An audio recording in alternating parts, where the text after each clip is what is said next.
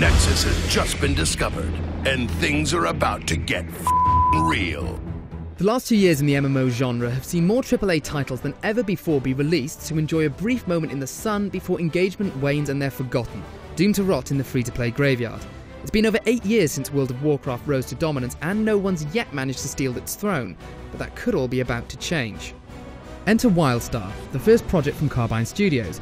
Set up by games industry vets who've worked on a number of successful MMOs, including World of Warcraft, their sights are now firmly set on creating the next big MMO. Just how do they plan on doing that? Well, according to game design producer Stephen Frost, by invoking everything that made Warcraft so successful when it first launched, while still moving the genre forward. Yeah, I think now is a great time to launch an MMO. Specifically, WildStar I think is in a great place because we're moving the genre forward in a few ways. I think we're taking things that have worked in previous MMOs. We have a lot of developers that have worked on games like World of Warcraft and Asheron's Call and EverQuest and City of Heroes and Warhammer. And we've learned a lot from those games, whether it was the mistakes that we've made on previous games or whether it was the successes on those games. And I think we've put that in WildStar, and then we've innovated it by adding in this really cool dynamic combat system, added in housing at launch, we've added in awesome 40-man raid, awesome dungeons.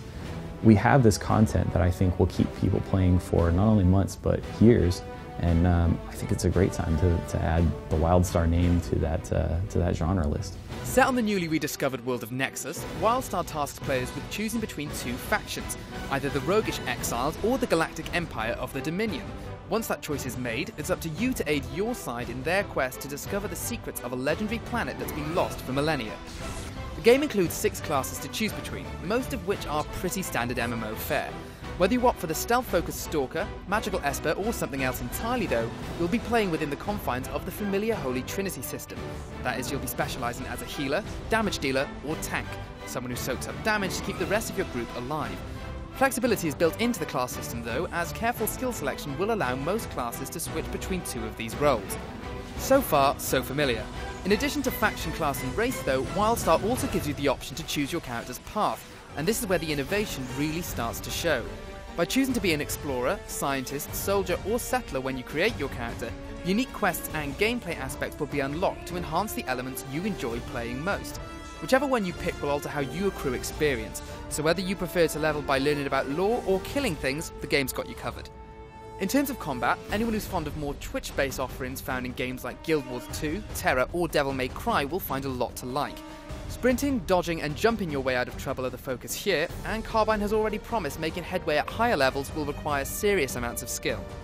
One thing the team at Carbine is adamant about is that WildStar will be accessible for newcomers while offering a real challenge for anyone looking for one.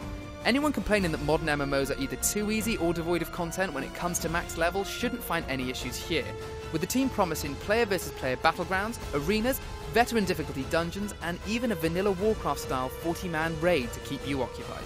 One of the big things that we have in our game, I think, that will make us successful is we have Elder Game content. So we have things like a 40-man raid.